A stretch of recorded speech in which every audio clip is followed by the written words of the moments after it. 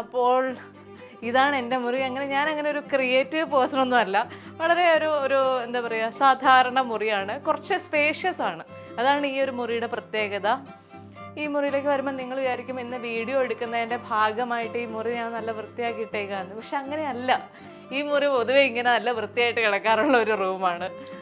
അപ്പോൾ ഇതിലേക്ക് വന്നു കഴിഞ്ഞു കഴിഞ്ഞാൽ വെറുതെ ഈ ഒരു സാധനം ഉണ്ടല്ലോ, സത്യം പറഞ്ഞു കഴിഞ്ഞാൽ ഞാനിത് പലയിടത്തും തൂക്കിയിടാൻ ശ്രമിച്ചു.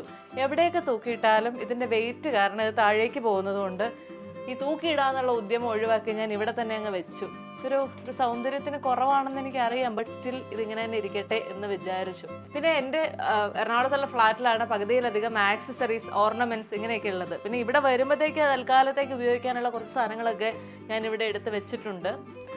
ഇത്രയൊക്കെ ഇവിടെ സത്യത്തിലുള്ളൂ. ഇവിടെ പ്രത്യേകിച്ച് പറയാനൊന്നുമില്ല. പിന്നെ ഞാൻ ആദ്യം പറയില്ലേ, അച്ഛൻ്റെ അമ്മയുടെയും വെഡിങ് ആനിവേഴ്സറി എന്ന് പറയുമ്പോഴത്തേക്ക് എന്തെങ്കിലും ഗിഫ്റ്റ് കൊടുക്കുക എന്നുള്ളത് ഞങ്ങളുടെ ഒരു കസ്റ്റമായിരുന്നു. അങ്ങനെ ഒരുപാട് വർഷങ്ങൾക്ക് മുമ്പ് കൊടുത്ത ഒരു ഗിഫ്റ്റായിരുന്നു ഇത്.